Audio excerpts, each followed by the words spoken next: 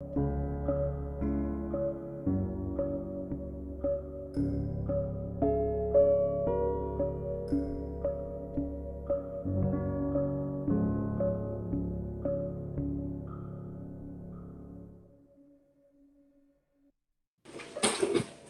welcome back to another edition of Wrestling is Trash, a nonsensical podcast where we talk about professional wrestling, past, present, and quite possibly the future. Joining me is the cattle cave of guests on this edition of the show. Me and brother Nick just touched down back into our homes of residency from attending Summerslam this weekend. We got the man, the myth, the legend, the heartbreaker Mitch Valentine right next to me. And then we got the freaking, I don't know what I want to call y'all. This is a tag team duo over there on the far right of me or whatever. I gave us a name. I gave us a name and he didn't want to run with it yet. We're gonna call you the Wit Talk Wrecking Crew right now. There you go. That's the temporary name until y'all come up with a proper one. I like it, but I wanted to do a show with my brother Lou called the Shockmasters. I wanted to call us the Shockmasters. Oh no, not the Shockmasters. That means you can be tripping all the time. Shockmasters show. What? Can I tell a quick story? This is for Dan. I've been waiting for Dan. Yes. What's up, brother? So, Dan, I know you're a big cigar guy. I low-key am, too. And I was home on leave visiting family not too long ago. And I ran into one of my old baseball coaches at the cigar bar. And he just mailed me a free humidor. Look at this. Nice. For all my cigars. Sweet. Now you got it. Nice. You got to catch up though, because I got like 4 or 5 different boxes, and none of them stay full because I smoke too much. Yeah. Yeah, I was gonna hit you up actually. I was gonna hit you up later this week actually to get some advice on someone to get, but we can do that later. Had to hit the horns. We got Titty Meat in the chat. Titty Meat. Titty Meat. Yeah. All right, while Nick get himself situated, we're gonna break this show down into sections and everything because me and Nick actually attended SummerSlam, and I know Dan and freaking Lou have a lot of grievances to air about SummerSlam, some of which you can hear on Lou's podcast. That'll be up here shortly. Man. And then Rob, I have a grievance right now. And then we got brother Mitch that we got front and center that you got to put some information out there. First of all, Rob, we got to give Mitch the praise because Mitch is doing the Lord's work for us wrestling fans. He is actually out there hooking and jabbing wrestling during these conditions, and he also just made a comeback. He also has a fucking title, if you can see it on the screen. So Mitch has a lot of things to put acknowledge it. Acknowledge it. We are the only champion among us. We are acknowledging we're acknowledging you.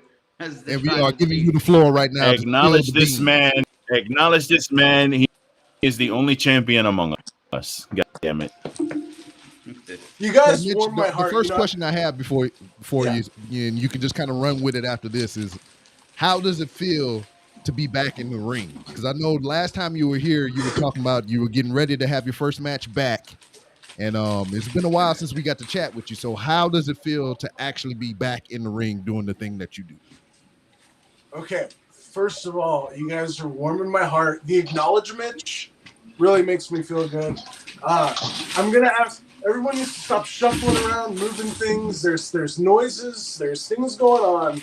Loud noises? There's noises. There's like someone's messing with a grocery bag. I hear it. It's Nick. I am the entertainment champion of the world, ladies and gentlemen. I have been since September 19th, 2015.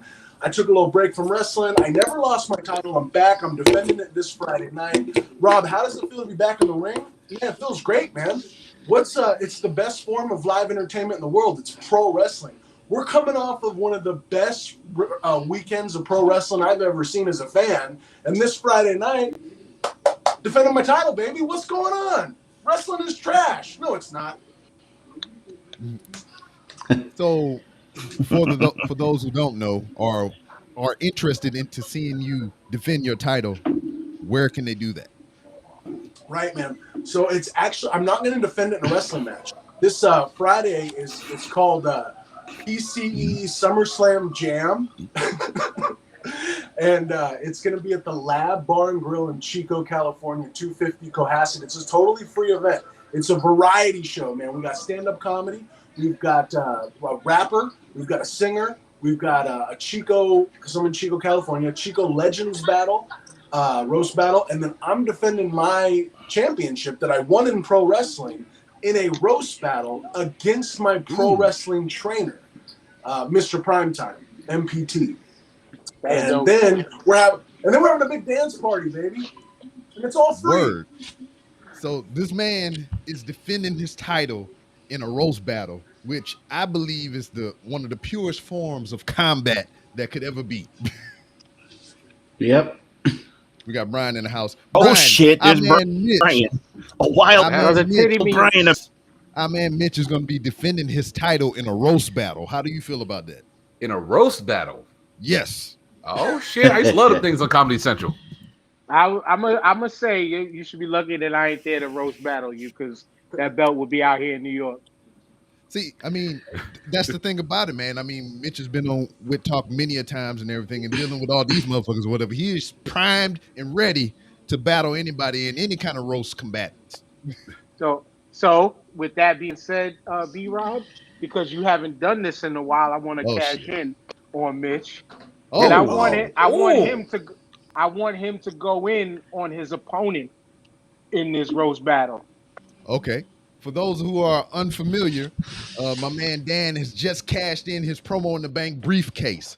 So the way Wit Talk originally was founded on the promo in the bank. So what it is, as you just heard, Dan has cashed in, and Mitch has 1 minute to cut a promo of Dan's choosing. So wait a second. The title is not on the line. This is a non-title challenge. No. This is a non-title challenge. I want you to cut this promo early on your opponent in said roast battle. We got more titty meat in the chat. Thanks, Gabe. All right, so let me get the shot clock up. What's going on? I don't know. So you're about to do a promo for 1 minute about your opponent on Friday. Ooh. Yeah, you're giving us a taste, baby. You're giving us a taste. 60 seconds? 60 seconds. Okay. All right. Well, we've all killed it here before, so you got this.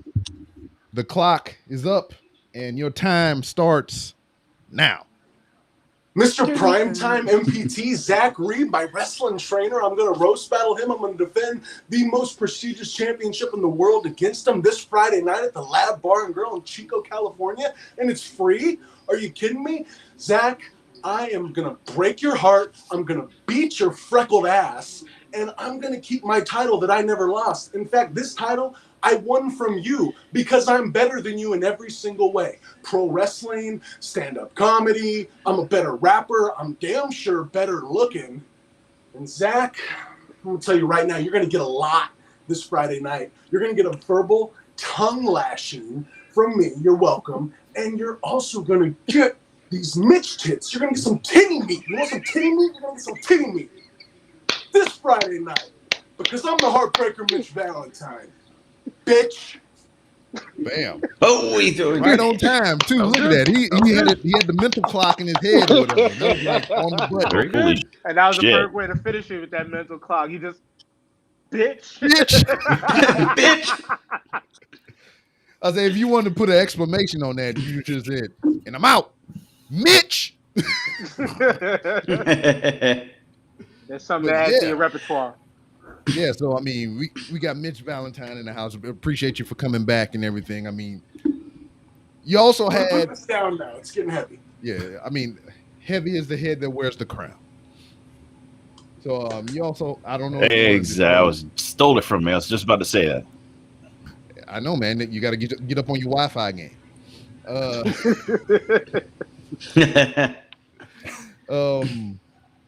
Mitch had a little brush with the vid as well, and he's fully recovering from that. So, I mean, what was for those who are curious about that and everything? I mean, what's the feelings like and whatnot? In case, so we can have people aware.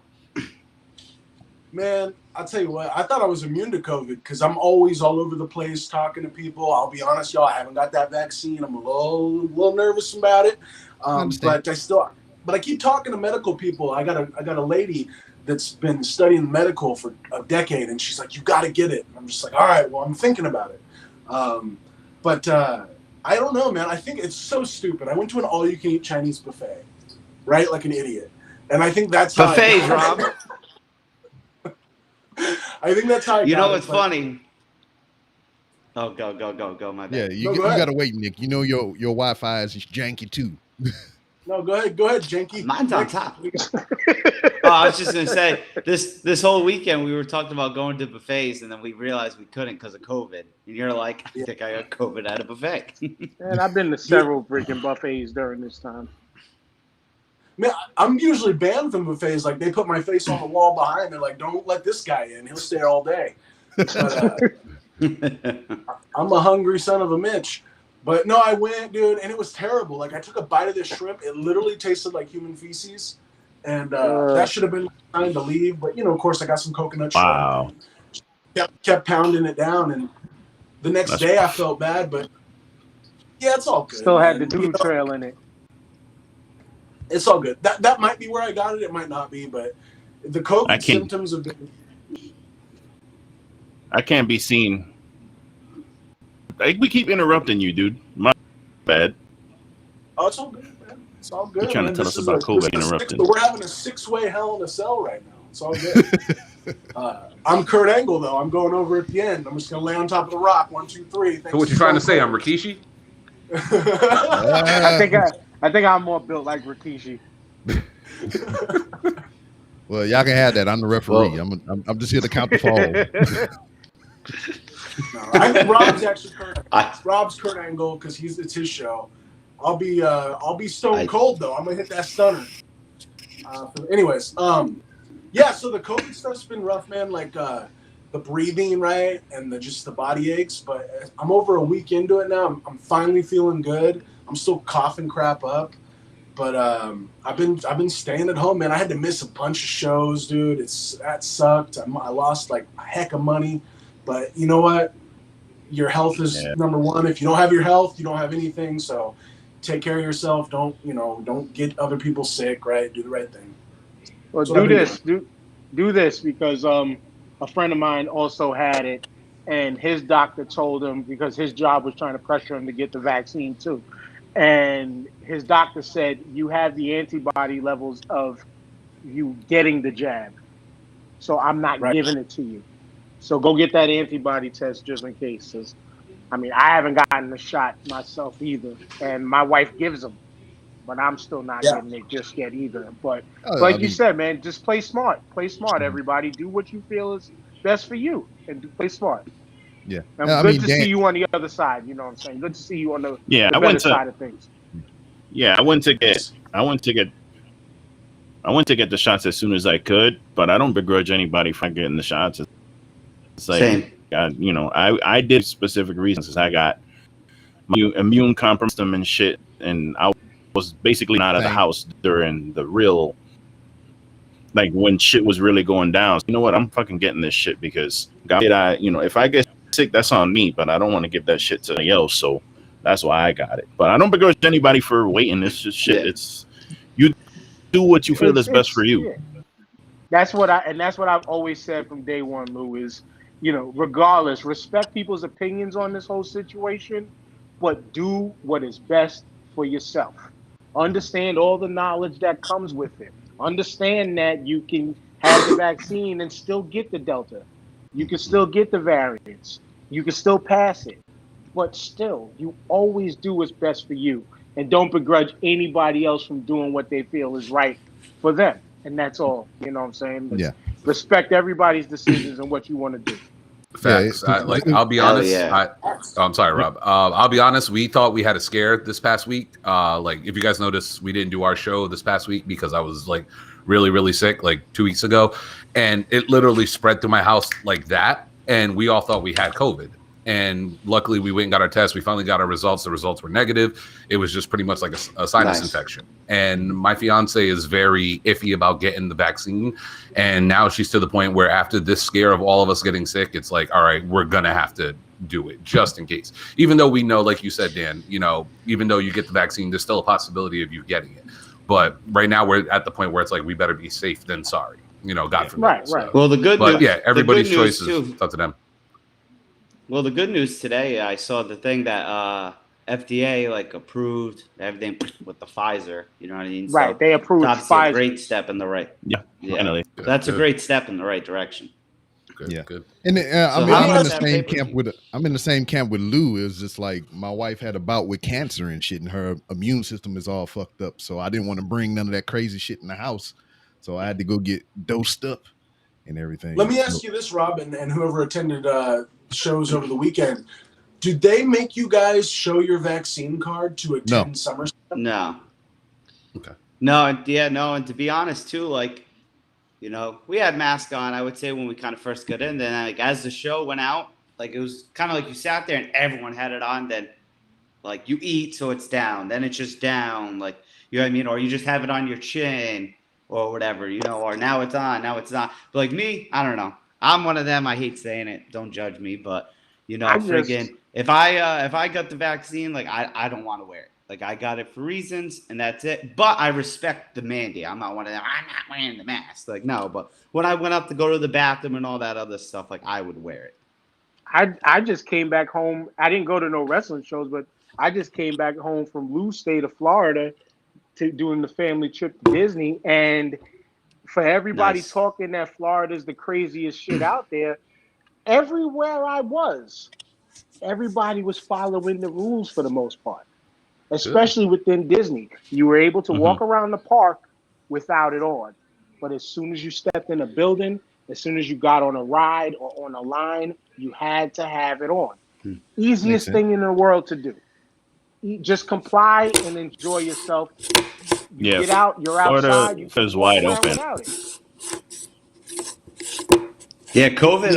So COVID like we wide open out here. Kick any ass at the show.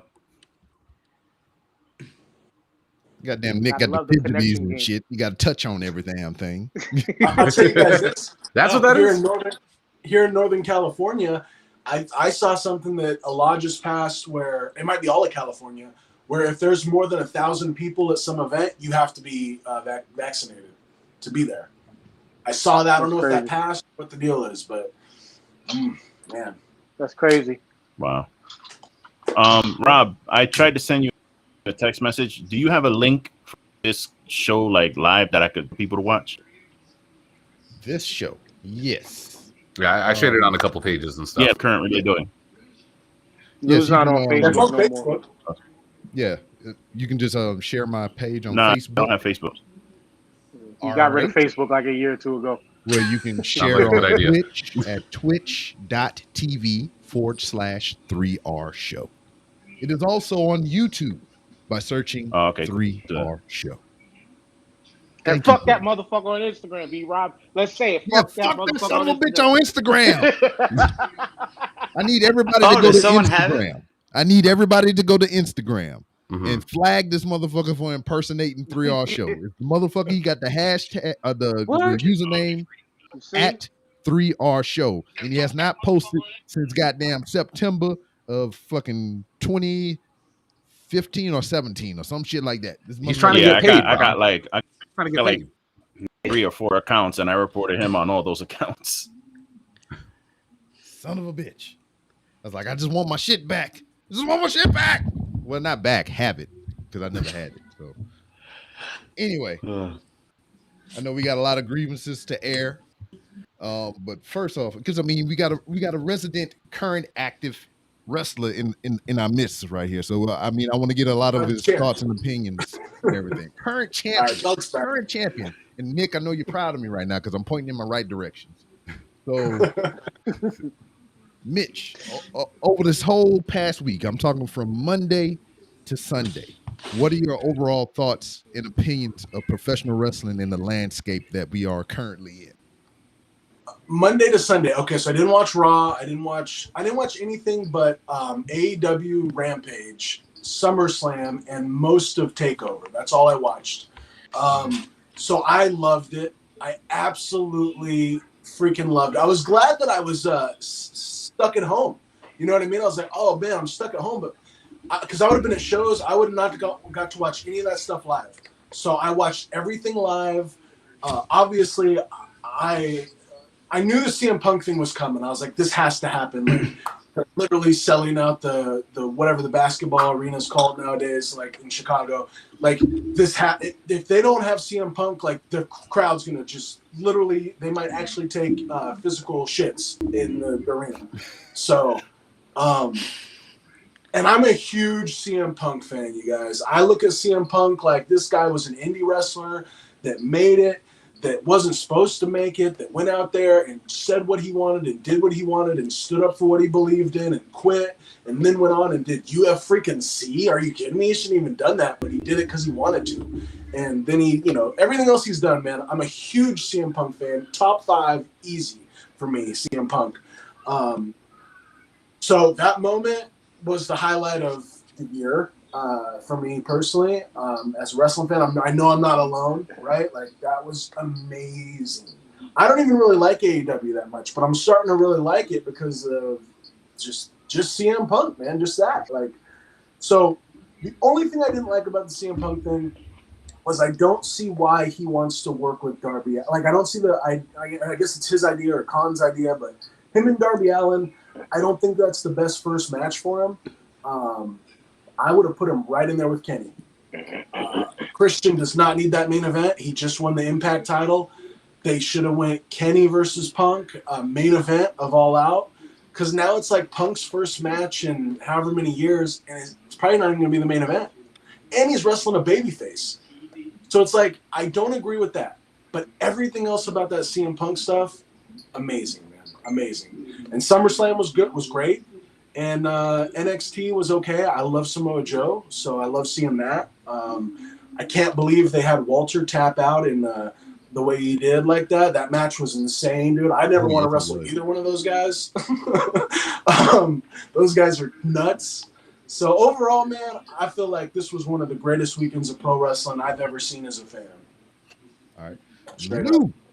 What you got for us? Your opinions on the wrestling landscape and how you feel about everything that we've seen from Monday to Sunday.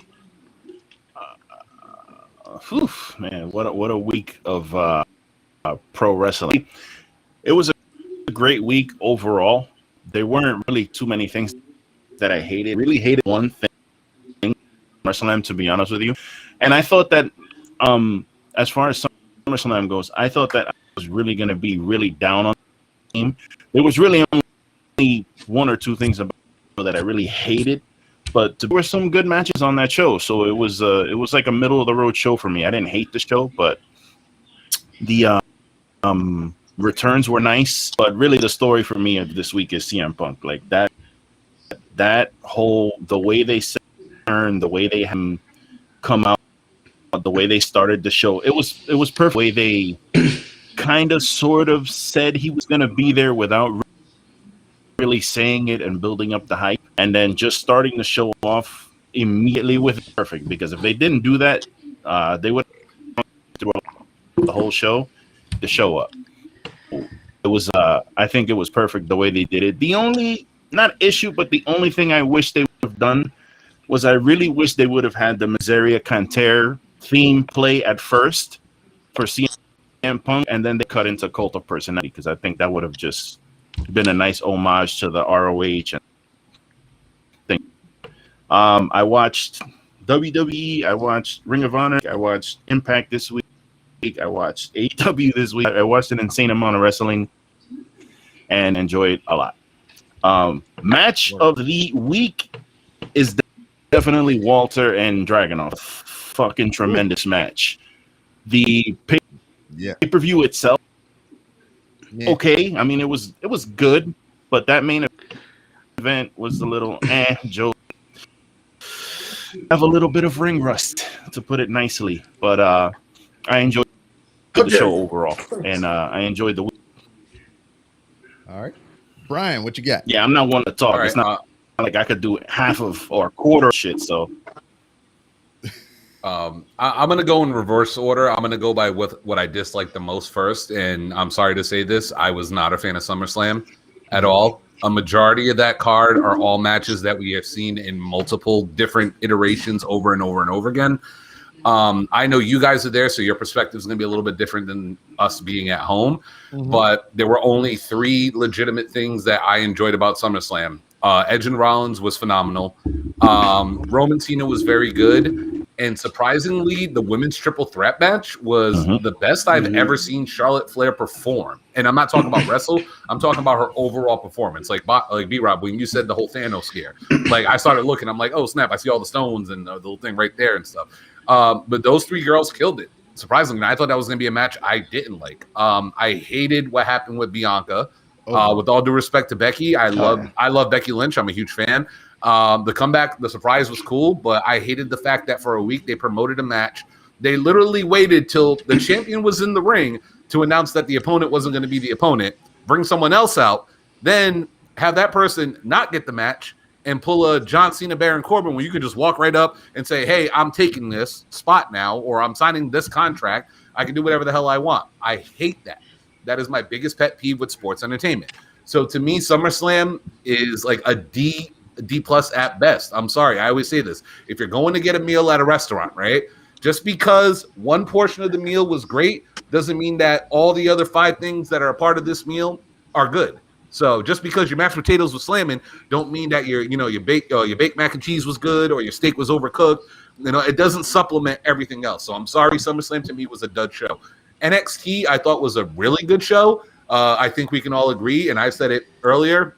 Dragunov versus Walter is match of the year in my opinion as of right now. When I talk about pro wrestling, and you guys know me on the show, I'm the analytical, philosophical one, whatever. When I talk about great pro wrestling, when I talk about how I say Ring of Honor from like 2004 to like 2012 was the best pro wrestling in the world, period, hands down, anywhere. That's what we saw with Walter and Dragunov. Those 2 guys went out there, and everything that they did looked violent and disturbing. Like because it was. It was. You know what I mean? Like when I talk about pro wrestling, that's what I want to see. I don't want to see goofy shit running around, blah, blah, blah.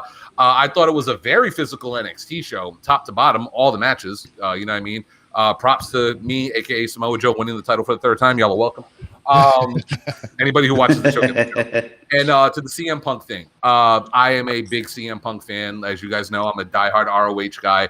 I followed Punk's career from the Indies to WWE and to now AEW. And I am happy he is back. I'm sorry for all the people who want to criticize the guy. He has been the most beloved pro wrestler in the past 10 to 15 years. And I don't care what anybody says. The guy hasn't been in this business for almost 2,766 days. And his name has consistently been yelled throughout arenas, waiting for this man to return. Nobody screams for we want Cena. Nobody's screaming we want Rock. No one's screaming we want Stone Cold. Everyone is screaming CM Punk's name. Whether you like the guy or dislike him, you cannot deny that this guy is not one of those people in pro wrestling that we cared about. Whether you liked him or disliked him, you cared about this guy. And the fact that he's back in professional wrestling, and yes, I agree with his statement. When he left in 2005 from Ring of Honor, he went to sports entertainment. He wasn't doing pro wrestling. He's back in professional wrestling. Professional wrestling fans should be excited.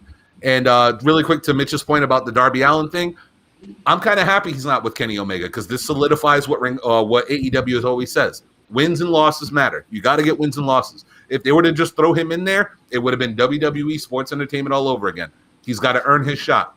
And the story of Punk getting back into this business, knocking the rust off, being prepared for a guy like Kenny Omega down the line or a Hangman Adam Page or whatever, it's going to be great. So let's enjoy the ride of Punk coming back. Oh, what up, Kyle? Don't worry. Don't worry. Kyle's going to have fun tonight. But yeah, those are my takes for the weekend. All right. What you got, Mr. Mayor Man? Well, yeah. Brian capped his thing with what I wanted to add on the CM Punk thing was, you got to have him climb his way back in. as he expressed in the promo, he clearly lost his love for the sport. And it was pro wrestling versus sports entertainment. That was the highlight of this wrestling weekend to me. And on this show, I was the least bit of CM Punk fan. But because I seen this promo this week and seen the rejuvenation and the passion that he really had for professional wrestling, he might turn me around. Depending on how they take care of him within AEW, they might turn me around on him. But he was the highlight of the week, the weekend, and the week in general at first. Then you go to Saturday with SummerSlam. We had the group chat popping that whole night. And like Brian said, this is why we cool, Brian. There's D plus also. D plus also. To me, the match of the night was the women's three-way. Edge and Seth was a very good match. But for me, two other guys that I wasn't the hugest fans of. But this era of Edge, post 7-year break, I'm starting to like what he's doing. I'm starting to like him a little more. Neck Rollins, I appreciate what Neck Rollins does. But then WWE did the smart thing in putting SummerSlam on Saturday. Because once we got the pro wrestling show on Sunday, y'all know in the chat, I said the second match in. This already trumped whatever went on in SummerSlam. Like that. The way Raquel lose world, and we all thought Raquel was losing because she's supposedly getting the call up, and she was the beast that she was. Plus the psychology in that match was just like they made her work to what's name's level, and then Walter Dragunov, that beat CM Punk's return. That match for me beat CM Punk's return. Match of the year. And earlier that day, I went back and watched Triple Mania, Kenny Omega and Andrade. And I was watching that like, this is the match of the year for me so far. Until Walter Dragunov. And then it was just like, holy shit. Holy shit. It was the reason WWE put NXT second, because pro wrestling would have trumped whatever they did on SummerSlam. No ifs, ands, or buts about it. From top to bottom, NXT, the NXT show was the far better pay-per-view. You could say iffy finish on Nicole O'Reilly, even though I wanted O'Reilly to win. He got the W. You know, Samoa Joe, like Lou mentioned, he did start to look a little blown up. But once he hit that muscle buster, it was just like, oh, yeah, he killed that. He did that shit. But Walter Dragunov was like, take this how y'all want, people. But that match reminded me that they call my people colored people. Nah, y'all are the real colored people. Because Yeah. Dragunov's freaking chest was the color of Mitch's shirt. It was darker than Mitch's shirt. That shit was Purple. Drew's shirt at the end of the night. And every single time Walter laid a chop, I mean, Dragunov's chops was vicious. But every single time Walter made a chop, he made me go, oh, damn. So, you too. outstanding weekend of pro wrestling as a whole. WWE just showed themselves the difference between sports entertainment, pro wrestling. And I'll leave it at that. Okay. All right, Nick, before I turn it over to you so we can kind of bounce off of each other and everything, it kind of explained the experience of actually being there for the SummerSlam card. I got some shit to address with motherfucking Dan and goddamn Lou. Well, hold on. Can we address the fact that my brother Nick is not acknowledging Jesus or Roman in his room today? Oh. Nah, my girl don't feel good today, so I'm out here. I got you. All right. So, that's an inside of past episodes. You'll go back and you'll catch it. I got a clock that doesn't work. Hey, it's right twice a day. So, yeah, right. I mean, and Brian just joined us as well. We have a all elite iPhone wrestling chat. Only people with iPhones are welcomed in there. No iPhone green only. bubbles allowed. So Nope. I invited Lou, Brian, and Dan most recently. You know, Brian was like, "Oh, patch me in, player, patch me in." But when I got to Dan and Lou was like, "Oh man, I'm in like 30 group chats. I hate group chats, man. Or whatever." Blah blah blah. No, blah. I didn't say that. I no, do. no. Your time for talking is not now. I hate group chats. There's already shitting on the idea before I can even finish the text message. Okay, embellish my side of the story. Keep going. Embellish my side. Keep going. So I patched them in, and ever since Lou and Dan been in the group chat, it's been nobody else but Lou and Dan in the group chat. I'm like, God damn, no. You don't get talk right now. I got to start putting names to numbers so I know who's who. Hold on, wait a minute. Because you got too much to say. Wait. So I'm on a time schedule. Shit, Dan got put on pause. Wow. Because he got too much to say. So I put my phone on Do Not Disturb because, like, I'm trying to look at some shit and my shit is just like blowing the fuck up. I pick up my phone. Nick can verify this. 94 motherfucking text messages. And majority of them was Lou and Dan. And I was like, what the hell is going on between the sheets in my own home? I was like, what? And he was like, baby, let me explain. It's all good. I mean, it's a fucking self-fulfilling prophecy. It's a self-prophecy. Hey, I like this shit. Cool. You in a group chat now. Funny. I just thought it was funny. Oh yeah, the I people like it. shitting on it is the ones that's making it pop, and that's pretty First cool. off, you lied about me shitting on it, but secondly, we respected the fact when you said, "Yo, please be quiet." You lied.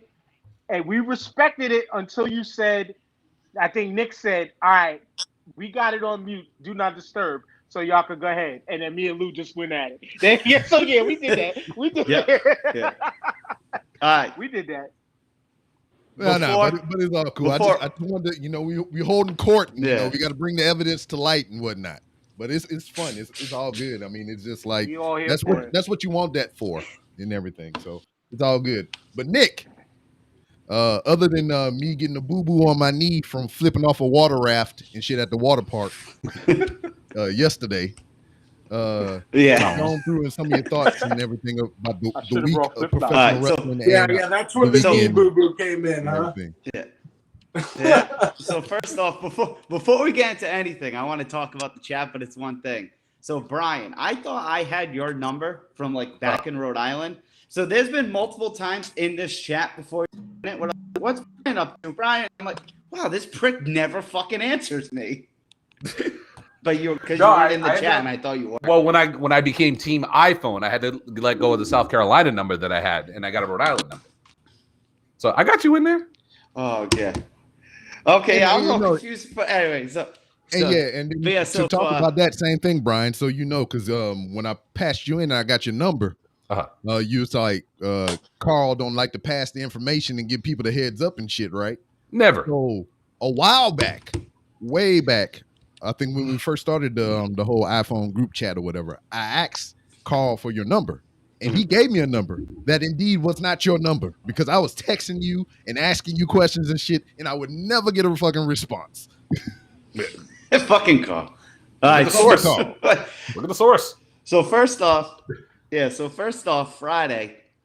So CM Punk, I know we never really talk about it much in general. We just said we want him there. But anyway, Punk holds a low-key special place with me because the summer of Punk was when I was in high school and getting ready to leave for the military. And I was honestly going to stop watching. I was like, I'm leaving for the military. Who knows when I'll have time to watch blah, blah, blah.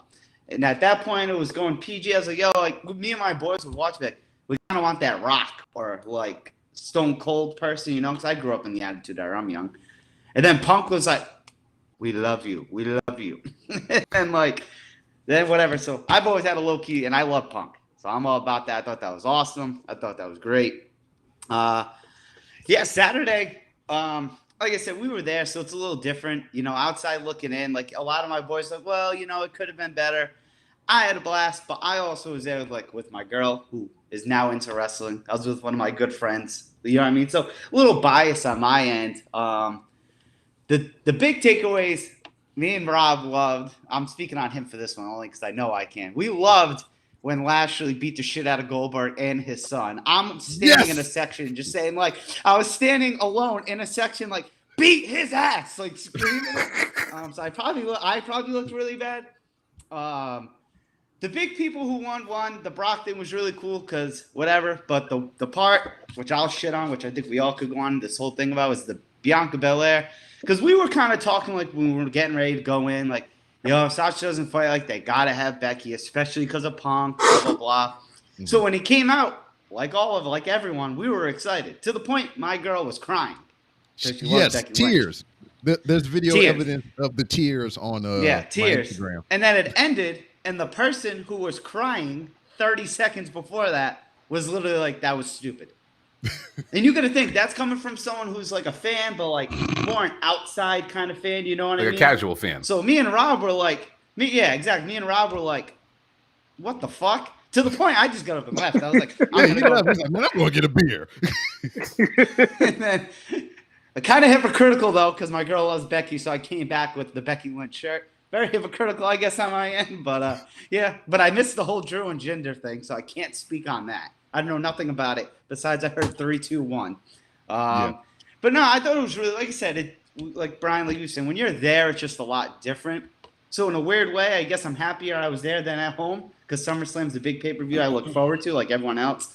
I thought the Xavier Woods thing, I wasn't a fan of that. We talked about that. I'm trying to think what else was really cool. Oh, I know you guys kind of saw the videos.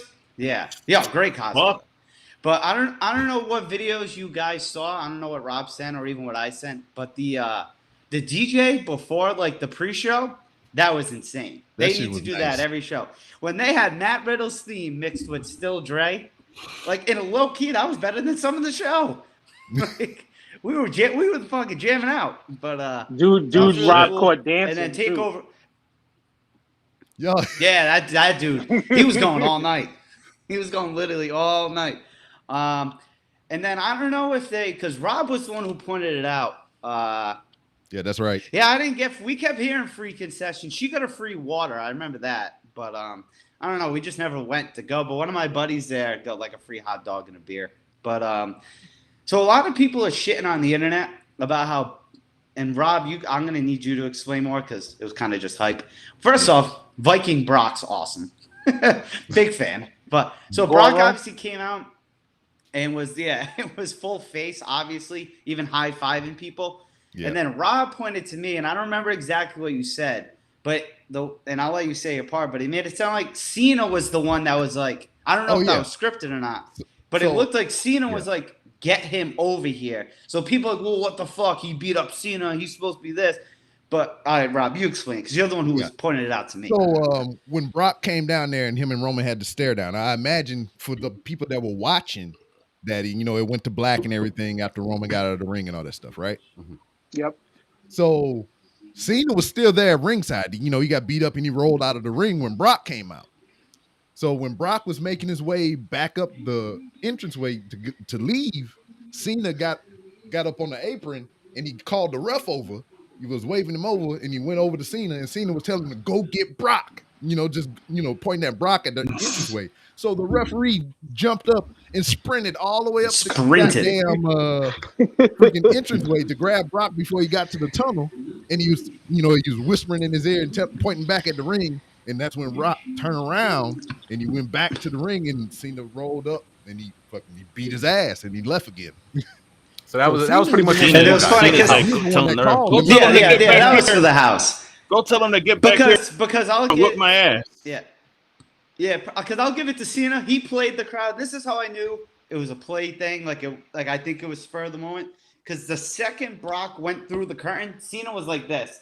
Right when Brock's music ended, Cena's came on and he literally rolled right out of the ring and started high-fiving people. Mm-hmm. So like he didn't really sell it once Brock left.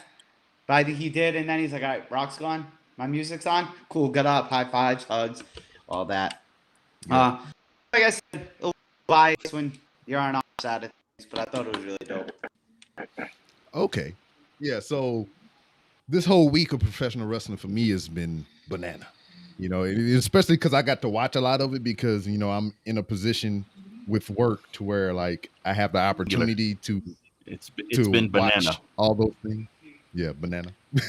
To watch all those things. Pat Patterson.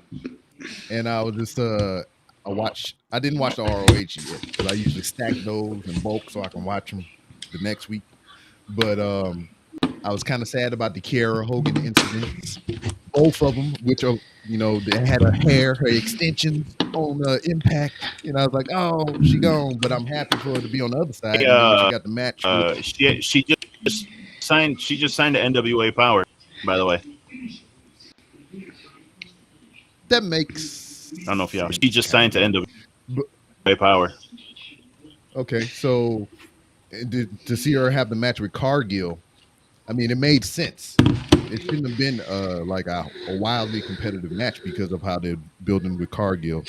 And I like them both, so I was torn. I was like, oh, what, you know? But then the CM Punk thing. I've said it that like I'm glad that the shit is over, that it's done, that he's shown his face, the crowd got their reaction. He said what he had to say, and now we can continue on with business as usual. Because, I mean, I'm just like that in general. That's just me and how I am. It's like I'm tired of people just talking about shit. I would rather for the shit just to happen and we get on with the rest of the shenanigans after the fact because it gets on my goddamn nerves. It's just like, oh, CM Punk. I heard his penis was 12 inches long and his balls was like 2 bowling balls and all kind of shit. And I was like, shut the fuck up. Damn. Shut the fuck up. I don't know what brought you. I don't know what brought you there. I know. I mean, it was in the group chat. Y'all kept putting it in there. Right to the dick and balls. No, my friend. They were dick riding. There you go. I should have said it that way. They were dick Hold riding. tight, my mind. But I was just like, I was also tired of the other end of it. It's just like people were saying stupid shit like, oh, they should say straight out that he's coming because people are spending money to go to the show in Chicago. And it was like, why don't you like surprises? You know, I think I applaud AEW for how they did that shit. You know, it's just like they subtly hinted at it, but they didn't outright say it. You know, real quick, and that's how it should be. That's how you build anticipation. That's how you build a surprise. I mean, that's what you need. Everybody wants everything goddamn right now. You know, on that point right there, real quick. I again, like you just said, applaud AEW because everybody knew in a way, and it still was a surprise. Mm-hmm. That's all I wanted to say. It still was a surprise. My biggest pet peeve about the whole CM Punk thing when it comes to people hating on the guy and all this other stuff, like to me, it's just people who like took offense to him leaving WWE. And I'm looking at it like even with the whole Roman comments, like, oh, he wasn't a draw. He wasn't as big as this person.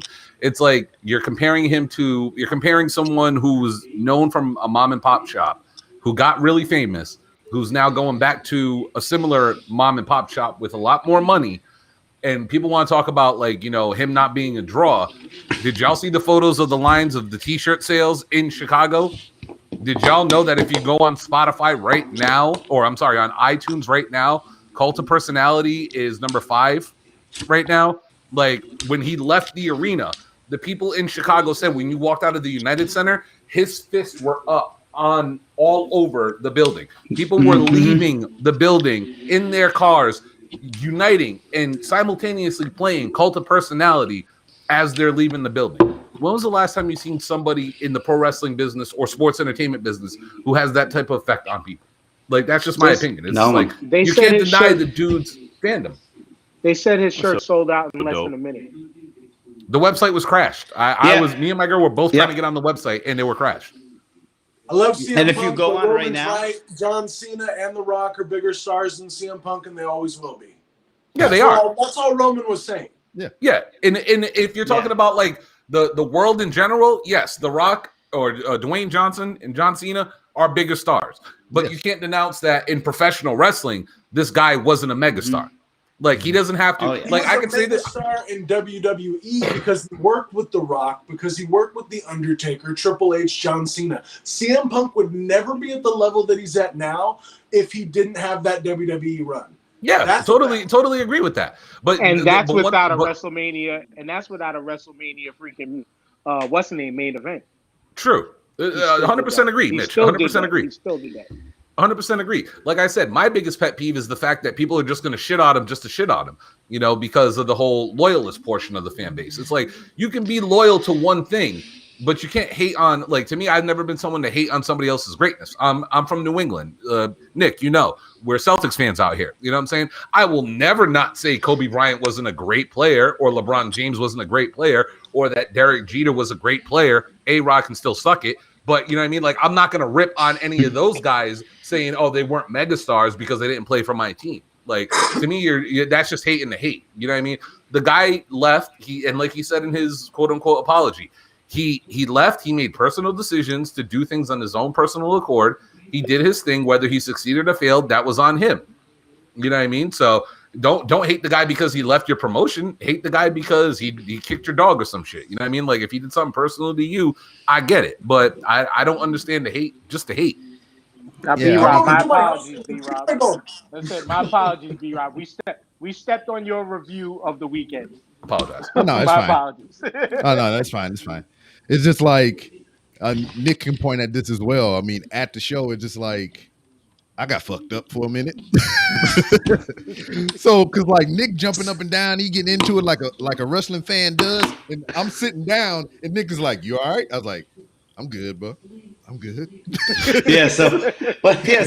So speaking on that, I feel bad because you can even ask my girl. I had no intentions of like even drink. I didn't get drunk or anything like that, but I blame Stone Cold Steve Austin because I buy the beer right when we walk in, and Rob's like, "1 beer," and I was like, "What?" then I next thing you know, it was like 3 beers.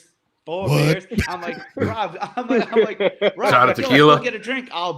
Then I was like, Rob, let's go get a drink. I'll buy. He's like, okay. And then later he looks at me. Tequila, he's shot like, of beer, another beer, another tequila, another whiskey. Then he's like, do I beer. get food or do I get food or get a drink? And me and my girl both look at him all stupid. We're like, a drink. He comes back with both. But anyway, so he had a long day. He was up early and all that. So like Edge is coming out entrances and Rob's just like sitting there. And I'm like, this isn't Rob. Like, this is not. And so I'm like, yo, you good? Like, you tired or whatever? And then he was like, I'm good. And I was like, all right, well, I'm recording.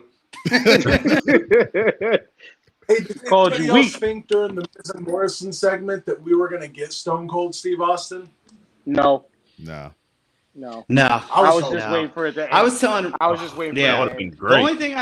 The only thing I want to rewatch, which actually Rob told me to do it yesterday because at one point I was looking on my phone.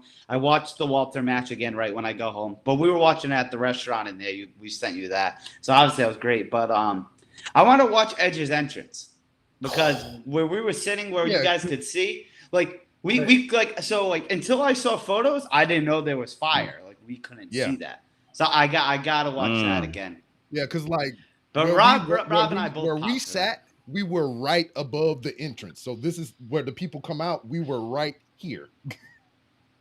So where the heck was Gangrel? Oh, one I thing think he lives in Vegas. Where was Gangrel? I know. Oh, one thing I'll say to you guys: not under contract. Like, if you guys ever decide, Yeah, hell yeah, to dude, exactly. If you ever decide to go to a football game there or like Money in the Bank next year, so we had original seats high or whatever, then we didn't. That football stadium is not that big. Like, so if you got tickets in the 300, some people might think like, oh, that sucks. Like 300 wouldn't be bad at all. So just to throw that out there if you guys go or ever go to Allegiant Stadium. Like, Brian, have you been to Gillette? I've been to Gillette a couple times, yeah. Yeah, so like it's not even close. Like it's a very small stadium. Really? That sounds like the old. That sounds like but on the outside, it looks huge. Yeah, it looked humongous. Like for I think it is more like a vertical thing or whatever, because they have seats like if I look up, the seats are like there. I'm like, God damn, but like I was gonna say ways or whatever, it's like small. that sounds like the old So Continental Airlines realistically, a arena wrestling in show you Jersey. can sit wherever. That I sounds like the haven't been there, Continental but Airlines. I've actually in Jersey. heard that. Yeah, don't sit on the In field. Continental Don't sit on the Airlines field, in though. Jersey. I sat there. My father took us to a house show there years ago, back when Ahmed Johnson was still in there.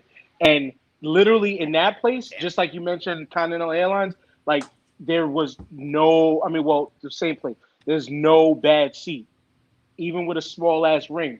You could be all the way in the nosebleeds, and it still looks like you were pretty close. Kind of reminds me Right, of it's like the Hammerstein. Dunkin' Donuts Center. It's like the Dunkin' Donuts Center too. You can say anywhere there. But I just got to say one thing. I have to head out.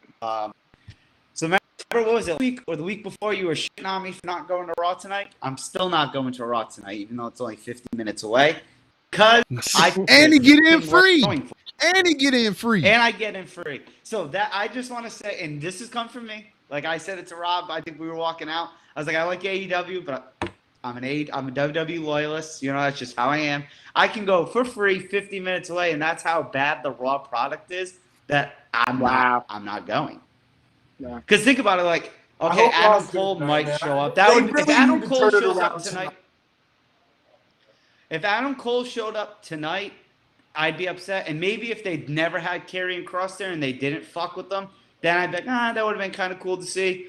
But Keith Lee's back. Like, everyone's back. Like, there's no reason for me to go. So I was like, fuck that. I'm not wasting my time. And I just drove today and I'm tired. But hey, and then one last thing. Did you guys see, any of you got that Nick Khan thing I sent?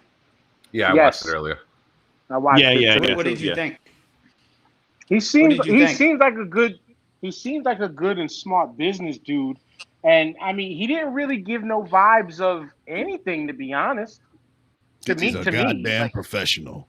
Yeah, he didn't really give no like. Go ahead. No, you go. I was just gonna say it didn't seem like a bad guy. No, I just wanted to say like he really didn't give no tells towards anything, in my opinion. And especially when Ariel asked him the "Are you guys gonna sell?" question, and he was pretty much like, "Well, yeah, we're gonna listen to whatever offer, but we're going to continue to try to make the business even more profitable. So when the time comes."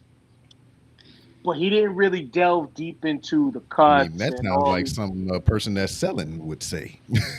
Yeah. But to me, that was my point of view. It was just funny because Rob showed me the highlights last night. I was like, I got to listen to this, especially when he said Raw for 4 hours and SmackDown for 8. Then when you listen to it, he's clearly making a joke. Because he's like, you do that, yeah, I'm going to make all the money in the world. Fuck yeah, run that bitch 24 hours. Like personally, after what? I got to head out. All right. Well, Nick, I was going to say really quick, Nick. I want to hear what you say. No, I was going to say, when it comes to the Nick Khan interview, I think it was a smart business move for WWE to pick the guy up. Like, the guy obviously knows what he's doing. But as fans, it does, like, I don't relate to it because I'm looking at it from a fan's perspective. I always say this. I'm like, with all due respect to the business aspect, Vince McMahon is a genius. The guy's making money hand over fist. As a wrestling fan, it's like, what are you doing for me? What he's telling me they want to do, I don't like.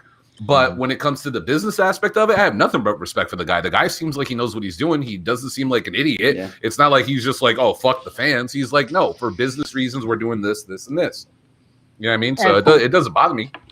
For what you said right there goes back to he was talking on sports entertainment. Mm-hmm. It didn't matter what the wrestling fan thought. Mm-hmm. That's another piece of what I got out of it, because even him is already under the Vince McMahon brainwashing of don't call them wrestlers, he called them superstars. You even heard Pat McAfee on SummerSlam almost slip up and call them superstars. Mm-hmm. He almost called them wrestlers, called them superstars. So he was speaking to the sports entertainment fan, the sports entertainment person. He wasn't really talking to us professional wrestling fans. And that's another thing too. Like, obviously we were there live, so we didn't hear the commentary. But just to watch McAfee at a distance, That shit's just entertaining in itself. Pat McAfee is gold. Pat McAfee is fucking gold. So at some point in the matches, I was like, Rob, just look at Pat, and Pat was like, yeah, just like look at him. Oh, the Shinsuke thing got over huge in there. Yo, what he said on TV was, I don't know if this table's gonna hold me. Then my last thing that I'm heading out. I know I said that like twice, but fucking. So, because I didn't say anything about the triple threat match because it was good, but if Rob remembers, he just said he was a little drunk. But that crowd was very, very, very pro Charlotte, against Nikki. Like Nikki got booed, against and Nikki, Charlotte and got all about Charlotte. All about Charlotte. Like you would have thought like Charlotte's never won a title before. That's how they were kind of treating her. Like people were going nuts for Charlotte. Mm-hmm. But like Brian said, she did great. Mm-hmm. Yeah. I say it all the time. I'm like, nothing against Charlotte Flair. I don't like the fact that she's been, prorated like 10 titles, but you know what I mean? Like the girl's good in the ring. And to me personally, this match was the best she's ever looked.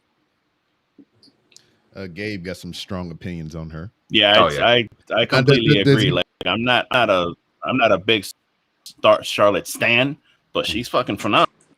Mm-hmm. She's fucking like she carries matches. So she's doing. There's a reason why they push her like they awesome. And then it goes back to everything that I always say or whatever. Yeah, it goes back to everything that I always say is like I say that I don't like somebody, but that's just my personal preference. I'm not discrediting their skill set or what they bring to the product or the business, So that's just what it is. I mean, right. And I like Charlotte. I personally do like Charlotte because let's keep it real. She is one of, if not the greatest women's worker in the world. One of them. It's just, like I said to my boy Alex, who is the super WWE stan of all, like shitting on everything AEW just because it's not Disney. What the hell? And Charlotte, the way they've treated Charlotte was the way Vince tried to shove Roman down our throats until they finally got Roman right, which is this head of the table thing. That's kind of how I see they built Charlotte. And let's think about it also. You said she got prorated all those belts. Who really was of the caliber of her to carry those belts? You know what I'm saying? Like, you could have did it for... How many times? Was she 12-time champ now? 12? Like yeah, they took away 2 title runs. Oh, they did? Yeah, they took away the NXT titles. Yeah, they read kind of NXT shits. Yep. Oh, so you know what? Then I don't... Because they don't give a fuck about NXT. Yeah, I was gonna say I don't like WWE and their selective memory and recollection of history because they want to say Cena was going to break Ric Flair's 16 or whatever. Meanwhile, Ric Flair's at like 18 or 20 or more. I think he's at 22, 23. Yeah, just like how they discount the Dudleys who are at 24, but will only recognize. You know what? I'll stop. I'll stop. I'm about to break out and come back in a little while too because I'm leaving work soon. So I'll rock out and I'll disappear and come back. So just to let you know on there. Sorry. Shizzle. You know, did you guys see the graphic on Twitter or whatever WWE put out? They put Jeff Jarrett as a 10-time champ or something. I couldn't believe that. They count his 2 red titles. Holy shit. Really? He's got him. Yeah, Jarrett's got him. Really? Yep. He's got like 3 or 4 in WCW alone.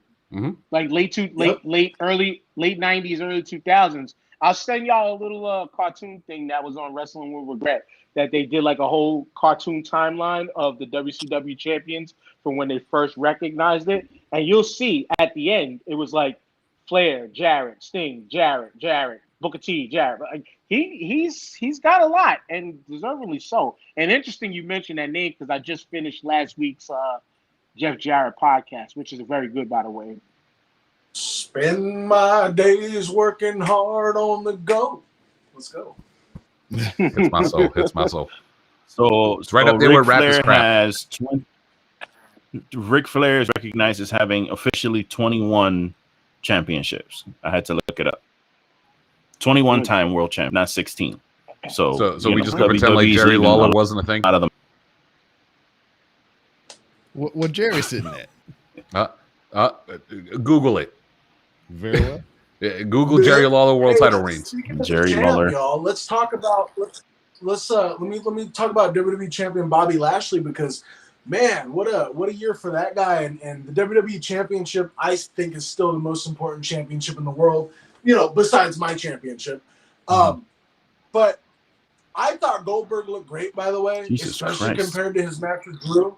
He looked, dude, for 55, the guy looked great, especially how bad he looked at the Rumble. And then what I was going to say is, what's next for Goldberg, man? It looks, what's next for Bobby Lashley? Holy shit. What's next for the WWE champion Bobby Lashley? Because that's 168 championships for Jerry Lawler. Yeah, AWA though. AWA is AWA. This motherfucker got 168 championships. What the fuck is that? Like I said, they ain't gonna acknowledge it in WWE. Probably 167 of them was in his territory. They were recognized World Heavyweight Championships at the time. It wasn't WCW NWA. It wasn't WWF. It wasn't ECW. But they were recognized world titles. In territories, in one region of the country. Still counts. It does. Trust me. I'm the champ of Chico, California. Yeah, but Lashley and what's the name, and Goldberg. Goldberg body wise definitely did look. He looked good. Like, he looked like he got in great shape for that match. He just got blown up way too early.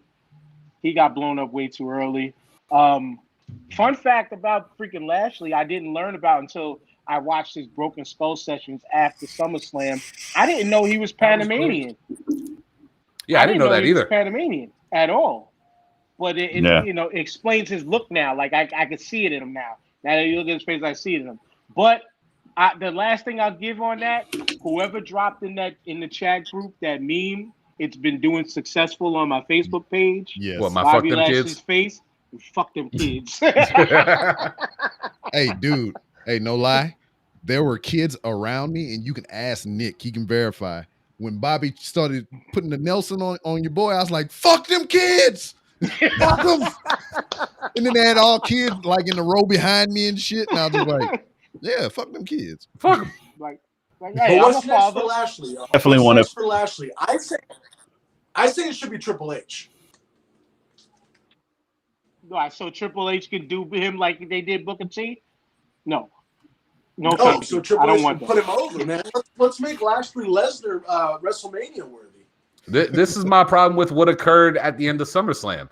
The guy that we all want for Lashley is now fighting Roman. Roman, yeah. But Brian, exactly. But Brian, it makes sense because the Brock storyline could have went with either one of them two. Yeah.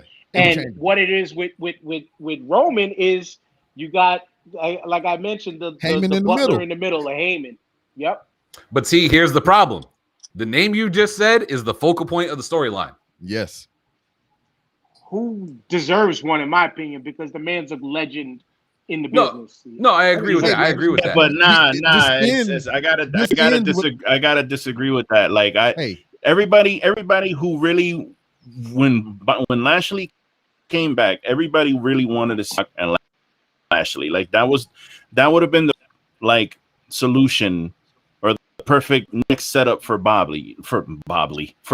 It would have been perfect to have. What are you, a WWE writer? Come back after him. Yeah, Bobbly Harm. That way you can, Bobbly. Bobbly. That way you can have the two of them. Hold on. You got the two of them. Let them get it out. And actually focus on the team instead of focusing on Paul Heyman. Bobbly Ashley. Yeah, that's how it is. I mean, I got it right there. We doing Mitch puns. We just cleared the COVID out of Mitch. We doing Mitch puns in here because we got that little boy is Bobbly Harm. Bobbly Harm. There you go.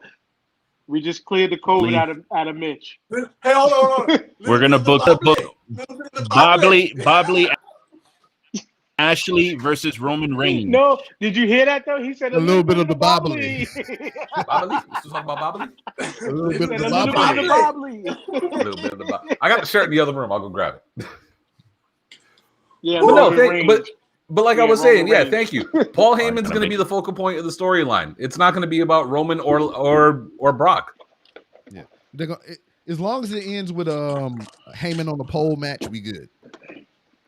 I vote All right, forklift. Sean didn't answer my question. What's next for Bobley? What's next? Is it Triple H? Is it? I mean, who's getting bobbled? I mean, Yes. obviously they're gonna run that Goldberg shit back.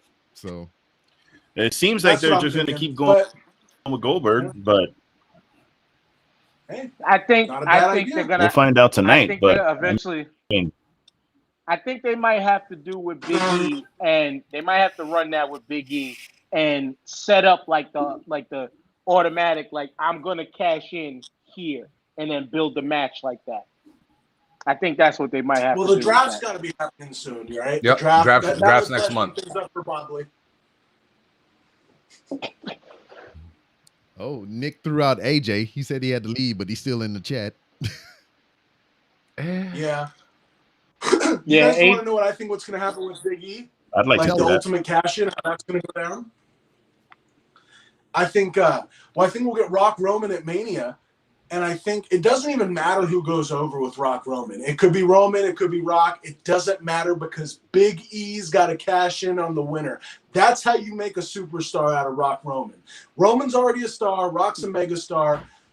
It doesn't matter who wins. E cashes in. E ends Mania as the champ. I'm with it. And that was, and Thank that's the way. That was the right way to do a return. Let Rock face Roman in an actual match. If you're listening, people who booked Becky fucking squash, book them in an actual match. Let The Rock take the belt, and then Hulk Hogan WrestleMania 6. What's name comes in and takes it back and puts it back on an active wrestler. That makes total sense. Yeah, I mean, and that's But- exactly what I was saying about the whole thing with Bobby and Goldberg. I was like, well, shit, Bobby. let Goldberg win, and then E can cash in on Goldberg, big meaty men slapping meat, and boom, There you get go. the belt. But I like Yeah. what Nick said though. I like what Nick said though because I agree with AJ. Pay him back for having to work with Almost, which I like. Don't get me wrong, but he played the good hand as the tag team partner. Not pay him back. Really quick, I'll say this about Almost. Get this man the hell off my television screen. I am done with him. He's big for nothing. Please. I understand. I'm Please. so over this dude. There's You nothing don't like to the him. Black Gonzalez, the Black Kali. Oh, that's disrespectful to Kali. That's disrespectful to Kali. Oh, but come on, man. but no, the only other thing I can honestly think of is if we're ever gonna get this Lashley Goldberg, not Goldberg. I'm sorry, Lesnar match. You have to do it at bragging rights. He's got to take the belt off Roman Survivor early. Series. Huh? No, Yeah, bragging Survivor rights. Yeah, no, that's what Survivor Series is now, bragging rights. It's Yeah, exactly. You got to do it the at only bragging time rights. of the year where they facing to do You're the gonna things. You're gonna have to shock the world, take the belt off Roman, have him go away for a little bit, come back, regain his heat, destroy Brock Lesnar.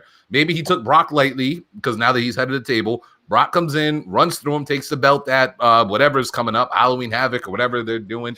Fucking have Lashley have the match with Brock at bragging rights. Lashley could either win or lose, whatever you want to do, but then have Roman come back, win the belt in time for Royal Rumble, move on to Mania with The Rock. Roman's not losing that belt till Mania. Yeah, I happening. wanted to see the year run too. I want to Both see. of these Trust me, I guys. do too. But I don't know what's set up for anybody because I say it on the show all the time. Who on Raw is built for Lashley? No one. Who on SmackDown is Draft. built for Roman? No one. Draft. That's the problem. Even with the draft, who's going to be built for who? Bobley versus Well, Reigns. obviously, Goldberg and Brock are the two top contenders. That's so the problem. Whoever's under those guys. And that's the problem. It's the way it is. Yeah. Get over Kevin Owens. Get more over. Get over. And AJ Styles will be fine. AJ Styles, he can slip right in there anytime he wants. Oh, easily, yeah. Randy Orton can do the same thing. But yeah, there's not a lot of top guys. That's the problem with the wrestling business. No, that's the problem with WWE, not the wrestling business. Dude, who in AEW you have MJF, Jungle Boy, Darby Allin. You have no, they're not over. Jungle Boy, bro, come on. I know Jungle Boy. He's great. I love him. He is not a top guy. No, you asked who was over. Originally, asked who was over. Top guy. Who's the top guy? Oh, you got Jericho, you got Kenny Omega, you got like I said, Darby Allin, you got pretty much anybody that's in the inner circle. Sammy Guevara just got over ridiculously huge the past week or two. You're building up a lot of stars in AEW. Yeah, hell, even that new kid, Danny Garcia, who hasn't won a single match yet. This kid has been on fire. He's not even under contract, and they're putting him in main event matches. AEW is developing, and this is where Kenny Omega, back when this whole quote-unquote war started, he said the truth. We're developing stars. They're developing talent. That was the big difference. And AEW, and here's the other kicker. You can throw anybody on that roster in a main event on a Dynamite or on a Rampage or even up to a pay-per-view, and they will still get views. WWE, you can't do that. There's only so many top guys, and that's what makes being a top guy special. MJF is a top guy. That you got to give AEW credit for that. They have made a 24-year-old kid a top guy in the wrestling business. That's amazing. But other than that, it's like it's Jericho, it's Punk, it's Kenny Omega. Yeah, but here's the difference between AEW and what WWE does. AEW has a large variety of performers that they utilize on a bi-weekly basis, not on a weekly basis. WWE, the main roster only has about 34 men. On SmackDown, on Raw, there's about 34 guys. Half of those guys are not utilized properly, and half of them are in the 24/7 title run and back in Titus Catering. On SmackDown, you got about 24 guys, and you're alternating 24 guys every week using the same people every week. They're not developing anybody into a star. AEW is building stars, utilizing them either on Dark, on Elevation, or when they get up to the main roster or get up to the main show on Dynamite and now Rampage. AEW utilizes their talent a lot better, so that way if they don't have a CM Punk, Kenny Omega, John Moxley, or Eddie Kingston on the show, they can go with the B team of, say, a MJF, a Chris Jericho, a Darby Allin, or a Jungle Boy. That's the difference between the two companies and what they're doing. That's why I say AEW can develop stars better than WWE can, because WWE keeps their pockets so small. Hopefully with this NXT change that's supposedly going down, they're going to pull up a lot of those guys and give more depth to their roster. When you're working with 30 dudes compared to a company working with 125, there's a big difference. I don't necessarily disagree. I'm just saying I feel WWE has more top guys than AEW. And a lot of them are part-timers. The Goldbergs, the Lesnars, Roman Reigns, the problem. Drew McIntyre, Randy Orton, AJ Styles, Daniel Bryan just left, whatever. I think he's coming back. What do you guys think's happening with Daniel Bryan? He's been signed. Yeah, that's the thing. That's the thing. Though. I don't know what's happened. Supposedly he's I mean, I don't know for sure. I don't think anybody knows for sure, but supposedly that's that he's supposed to be signed already. So I won't say it's for sure, but let's just say the New York show at the stadium there, it's pretty much set in stone. And just to give it the final countdown has already been purchased by Tony Khan for license. And so Daniel Bryan and Bray Wyatt, it's like, whoo, that's.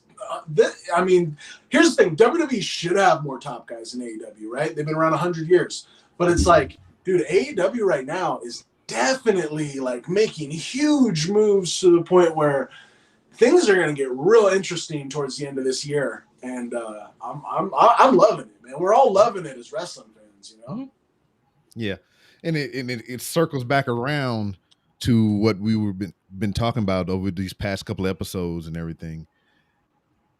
When you talk about wrestling, you talk about AEW and all the other companies, MLW and everything else. But when you talk about wrestling business, majority of the shows are talking about WWE.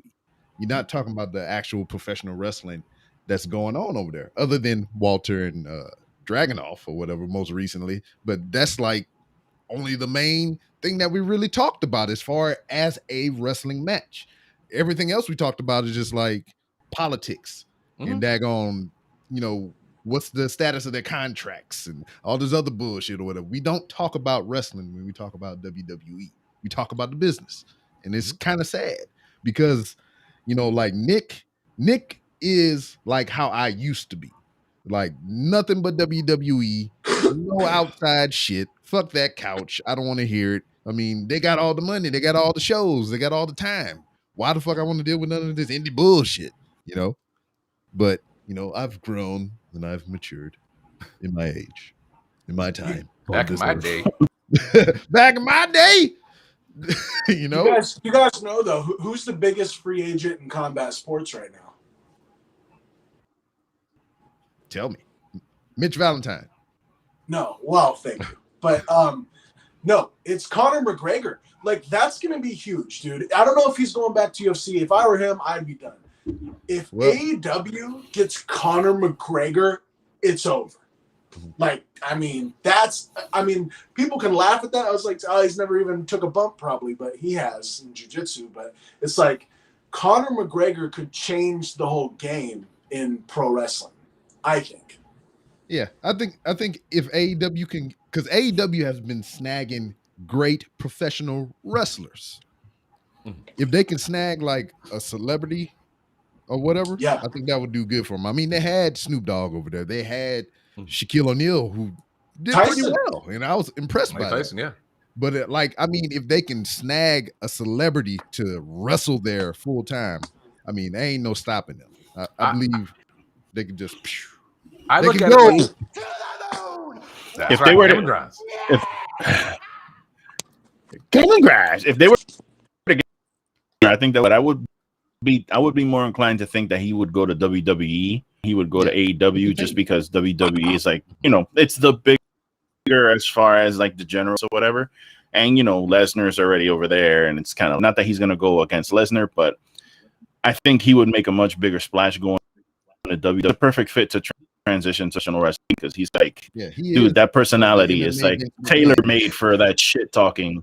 Like he's tailor-made to go. Connor's tailor-made to go shit talking on Raw with anybody. So I would think he would go to WWE before he would go to AEW.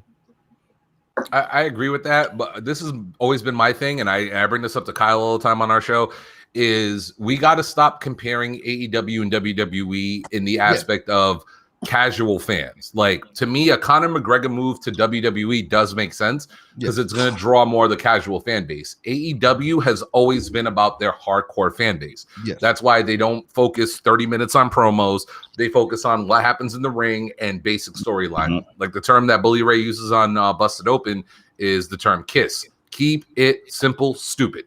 Like, make it as basic as you can so that way people know that's the good guy, that's the bad guy. If anybody who can turn on an AEW show and see, who the fans are booing, who the fans are cheering. You know what I mean? There's no convolutedness. There's no craziness to the story or whatever.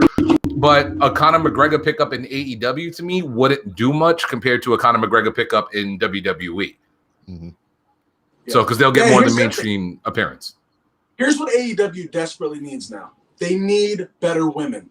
Britt Baker, a star. Thunder Rosa, a star. The rest of them, Like, if they can get AJ Lee, or if they can get, like, Alita, or just anything to build those women, man. Even if they can get, like, a UFC woman, like Misha Tate or... Amanda Nunes. Amanda Nunes. Dude, that's the baddest woman on the planet. I think that's what they're going towards with this ATT thing. Ain't she on Top Team? Yeah, that's what I'm saying. I think that's where they're going with this ATT thing. Like, they brought in... Arlovsky and Junior Dos Santos the other day, which I popped for. I love JDS. So I was like, oh, shit. And you know what I mean? And they had, what's his name? Masvidal or whatever his name was. The guy who won, like, I was going to say, wasn't Masvidal there like last month or something like that? And I think Nunes was the girl that was there. So I could see them integrating that little bit of, stuff into it. But like I said, if you notice with AEW, they go more for the hardcore fan than they do the commercial fan. They're not trying to draw in the everyday fan who's flipping through a channel. They're trying to get the diluted wrestling fan and MMA fan back into what they're doing. I believe right now with AEW, year one was like all buzz. Year two is like goodwill building plus COVID and everything. Year two is goodwill building and everything. It's just like, all right, we got to build goodwill between our fan base and just like, the outside entities and everything. So they're slowly bringing in those guys, like the dude, Dan Lambert. I mean, I may have heard of the name at some point in my life, but like I will never forget the name after all the promos he's been cutting or whatever. That dude is good, Right? and especially for not being like a professional wrestler, like doing this shit on a weekly basis. Because he's a fan. He's a fan. And that's what they need. That's what you need. If he was to do that same shit in WWE, it would never be the same. It would be nothing like how it was on the AEW platform. It wouldn't have got over. Yeah. You'd be like, who's this old guy? Get them the fuck out of here. Yeah. But they've got to get more women, man. They've got to get better women. And they're building like Snack Land. Taya, what's the blonde girl? She's beautiful. Ty Conti? Ty Conti? Yeah. She's gonna be a star over there for sure. Mm-hmm. They got a couple names in the women's division. It's just like B-Rob said, it's still like we all know from day one their women's division was the weakest division they got out there. Mm-hmm. Like they got some of the right pieces, but now they're starting to like build them up and develop them up. Like personally, I think Layla Hirsch is going to be a star one of these days. I said it when they left Daly's place. They need to sign Kylan King. I think she's awesome for a girl her size. I didn't like her. At first I didn't like her, but she grew on me for a little bit.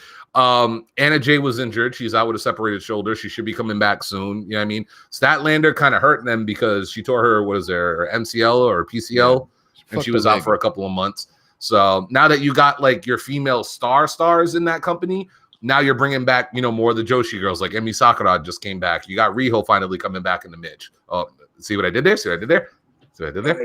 But you get what I'm saying? Like now it's the time that they can actually go out and get these women. Like just picking up Jamie Hayter too was a big thing. You know what I mean? Like we don't know what's going to happen with B Priestley. From what I heard, she may be WWE bound, but picking up a name like that could help them too. You know what I mean? So the women's division, I'm not too scarce about. I think Britt Baker and Thunder Rosa and the girls that they have on top right now can hold it down until these other girls develop.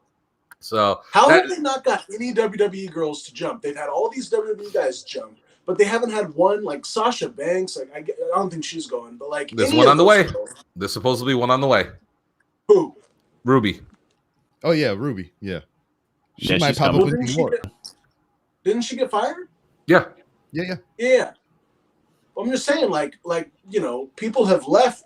People have. Correct me if I'm wrong, but haven't some people quit WWE and joined AEW, or have they all just been fired? For the most part, they've been fired. Nobody has quote unquote quit to go to AEW. I mean, shit, out of the 100 and something people that they fired over the past 2 years, only 3 or 4 of them are actually employed by AEW, right? Especially during the rounds of cuts. Yeah. So, and you got to remember too, a lot of them, their contract, I think it was the latest batch of cuts. The 31st is their date. Like Buddy Murphy's been counting down and releasing his videos. So a lot of people are around that time period. I know with the Iconics, they were waiting on a visa issue. So they were waiting for a company to co-sign on their visa before they can actually sign somewhere, which supposedly they are doing. They need to grab both those girls. Impact Wrestling. Impact. Yeah. Well, then here's the thing. AEW's working with Impact. They're working with Ring of Honor, yeah, I mean, right? At this point, it kind of really doesn't matter. Mm-hmm. Yeah, that's going to be huge too. I think Bray Wyatt should go to Impact instead of going to AEW. I really think Bray Wyatt should go to Impact. Nah, keep him away from them, son. Keep him away from them, son. Personally, I would love for Bray to go to NWA. Like, I think that would be cool to have the Rotunda story back in NWA. But this is like I said. Oh, go ahead. Yeah, sorry. Go ahead. No, go ahead, bro. No, I was just gonna say, like, with the quote unquote forbidden door and everybody's working with everybody, it's like, to me now, it's like outside of WWE, you can sign whoever you want to, but you can still work anywhere. So you know what I mean? Like, look at Thunder Rosa. She appeared a year ago on AEW and she just got signed about a month ago. You know what I mean? Yeah. So to me, it's like, it doesn't matter who you sign with now. If you're getting paid and you have the ability to work anywhere you want, then enjoy your freedom. I like the idea of Bray Wyatt going to Impact because, well, he's not going to be Bray Wyatt. He's not going to be The Fiend. He's not going to be Husky Harris, although that'd be great. I think he's going to do that big character, and if he does that big character and he just takes over Impact, like wins the title, takes over the whole company with whatever crazy gimmick he does, then you can build towards Bray coming to AEW and do the champion versus champion thing again. I don't know. Just an idea. Yeah. So I know what they used to do I don't know if they still do it, but with CMLL and New Japan, they would do what, Fantastic Mania or something like that. Do since all these companies are in bed with each other and everything, and there's been like massive talent exchanges or whatever, do you think we'll ever get like the big super show that everybody's been talking about between all the brands? I hope so. We have to. I mean, that's what all this is building towards. I mean, Tony's been working with New Japan, right, and Impact and NWA. They've got to be putting together something big. I would do it in January or December or something. I don't know. I'd probably do it in December. Just I don't know when I would book it, because you got WrestleMania in April. Yeah, I'll say December, January. Like, you have to put on the super mega ultimate Impact, AEW, NWA. You know, all the titles are on the line, however they do it, that has to happen pretty soon, I think. As far as like the title situation, when you do these big multi-company shows or whatever, I think it should just be one big platform to where you can showcase the talent for each show or whatever. So like saying, just an example, like Kenny Omega versus the freaking CMLL champion, whoever that may be in the future, because he's going to drop that belt eventually. I don't think it should be like a cost brand anything for title matches. It should just be like their champion. Their champion and their it should just be CMLL's champion and CMLL's challenger on this show. It should be MLW's champion and MLW's challenger on that show. And then you have a couple cross promotion matches, like maybe some tag teams, a special one-on-one, but it should never be MLW's world champion versus Impact's world champion. It shouldn't be like that right off the bat, at least. Right. The smart way for them to do this is WrestleMania weekend. Just for all the companies to give the WWE a big FU to Vince. Please shit on Vince. But just to say, you know what I'm saying? You can be a part of this too. Mr. Roboto over there. I've been begging for the Super Show for over 2 years now. I say it all the time. Do it in July. You know, WWE has the biggest party of the summer. AEW can do it too. And like B-Rob said, or like B-Rob and Nick were just that. They were just at SummerSlam at a football stadium. I wonder what company has a football stadium available during the summertime that nobody's using in a tropical area where the weather's usually nice and it's wide open. And there's about, 60 to 70, maybe 80,000 seats available. I've been saying this forever. Maybe you can do something like that. Just throwing that out there. Ryan, that stadium will be available in the time. It probably would be available in December too. So. or January. Yeah, definitely. Who knows, man? Tebow, baby. That's the thing too. Got cut. AEW has Tebow. Do you know how big that could be for them? Tebow got cut. Oh my God! Are you serious? Yeah, he got cut. Yeah, people couldn't save him. People are stupid. Bring Johnny Football back. I got love for Tebow. I got love for Tebow. Get Johnny Football on goddamn AEW television. Yeah, you can do cocaine with what's his name? 10. What about Alpha Male Monty Brown? When's he coming back? Gosh darn it! I want some Alpha Male. I mean, we got a promo from him that one time, right? Ooh. He was on the Serengeti cutting a promo. For real. Freaking love him, man. He's Monty Brown. I don't know what did he get injured or something? Because what the fuck? Like, I know he went to WWE and he changed his. They had to change his name to some dumb name. I think it was something with his sister. He was awesome. His sister, I think, passed away. She was getting sick and then passed away. Yep, that obviously derailed everything he wanted to do in wrestling, man. And you know what? And I don't think he wants to do anything in wrestling. But you know what? That dude, and I used to be on the internet back in the day, the Wrestling Voice or whatever it was, and everyone would hate on me so bad because I'd be like, the Alpha Male Monty Brown is the next Rock and all this stuff, and everyone would hate on me because they said he was whatever. But that dude, I don't care what anybody says. To this day, I've been in the business 15 years. Alpha Male Monty Brown was the freaking man, and he should have been the next big thing. He should have won the world title in Impact. He should have beat Jeff Jarrett that night. I know that was messed up, but anyways, I think on one podcast, they talked about Monty Brown. You got to look at your ones, but yeah, he was legit. Word. He was on him. I think they spoke on him like he should have, like y'all are talking now, trying to be that guy. bro, you sound like you're talking in Kane's voice box. I am sorry. I will try again in a few minutes. Yeah, but so we'll end the show while you're gone. So Hey. Mitch, before we step up on out of here, once again, let everybody know where they can find you online and everything that you got going on. Oh man, this has been a great time, you guys. Seriously, I want to do this more with you guys. I know I'm a lot, right? Like everyone says, you're Conan. Conan told me I should call myself too much. But anyways, name drop. Let me pick that back up. Okay, I got it. Yes, I am the entertainment champion of the world, you guys. I'm the PCE champion. I'm defending my title this Friday.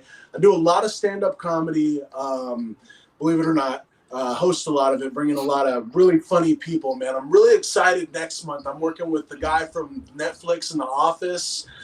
His name's Mikey Winfield. I'll be bringing him to Chico, California on September 18th. But doing a lot, y'all. I'm at Got Mitch online on everything. Also at Got Mitch Entertainment on Instagram, trying to build that up. At PCE since 2015 on Twitter, building that up. But yeah, man, Rob, I've been doing your show for a year or two now. I appreciate you, man. You guys have been a lot of fun. I love your passion. I love your opinions on pro wrestling. This has been great. Thank you for having me. Word. Brian, what you got? Alrighty, y'all. Tonight we will be returning with a new episode of the UWO podcast live on Facebook. We would love for everybody to come join us in the chat. We have a lot to talk about as we touched on some of the topics here. The boys are ready, and this is going to be a very interesting, I want to say 2-on-1 handicap match because Kyle is not going to enjoy tonight. But yeah, catch us on Facebook, hit us up. We're always available. And B-Rob, as always, thank you. Gentlemen, thank you. Word. Lou from the BX. Man, as always, a great show. I want to send a shout out to Lashley in the chat, and just everybody acknowledge him. Everybody out there, acknowledge Lashley if you can, and just thank you guys for having me on the show. I really appreciate it. I love talking about wrestling. I love it. I love seeing passion for wrestling. It's really dope to see all these communities come together and talk about it. I am going to have my own SummerSlam recap show right after this ends. I am going to upload it. So if anybody wants to check that out, you can follow me at Lou from the BX on Twitter, Lou from the BX on Instagram, the Everything Podcast on Instagram, and you'll be able to get that with the quickness. And remember, the O in Lou is actually a 0. It is a 0. That is correct. Thank you very much, sir. Word. And much appreciated. You can follow me on Twitter at 3R Show and everywhere else except for motherfucking Instagram at 3R Show. But on Instagram is at the 3R Show. Sorry, son of a bitch. Follow all the things everywhere. Go to randomrob.com. I got merch. I got all that shenanigans over there. And on behalf of myself, Mitch Valentine, Brian Lopez, Lou from the BX, we bid you a fond adieu, and we'll see you next time.